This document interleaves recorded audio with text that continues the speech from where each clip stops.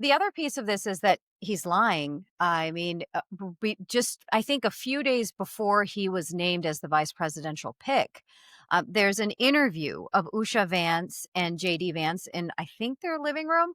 And they talk about one, her having been raised in a religious family, not an agnostic one, and that she acknowledges that religion was a force for good. I mean, those are not the exact words she used, but religion made her parents good people, and that she saw the value of it. So um, that's already been talked about. They also talked about in another interview, I think, with I think Meghan McCain on her podcast recently.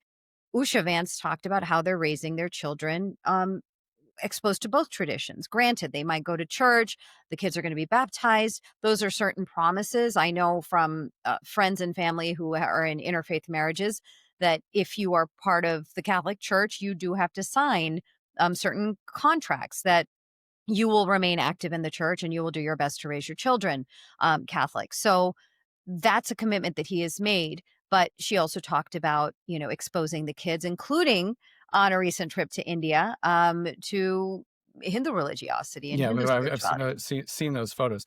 I mean, just to bring it back to HF, this is our stuff.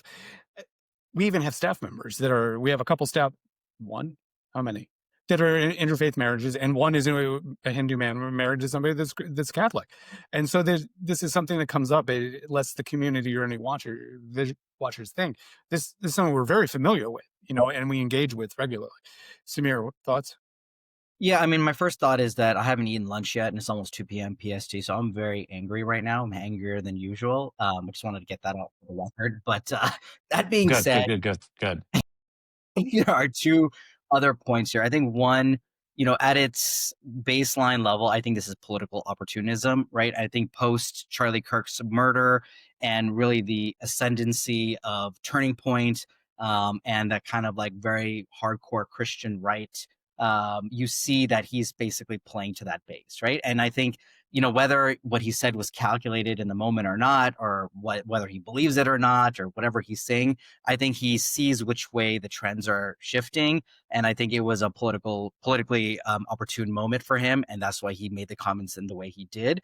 And I think, while we and a lot of other people have found problems with it, I think a lot of people actually loved it, right? And I think it played into their narrative about what it means to be an American. And that's tied to what religion you should be and you should be espousing, and where there shouldn't be a place for other religious communities. So I think from that perspective, it was a political move. Whether it's savvy in the long term or not, I think only time will tell.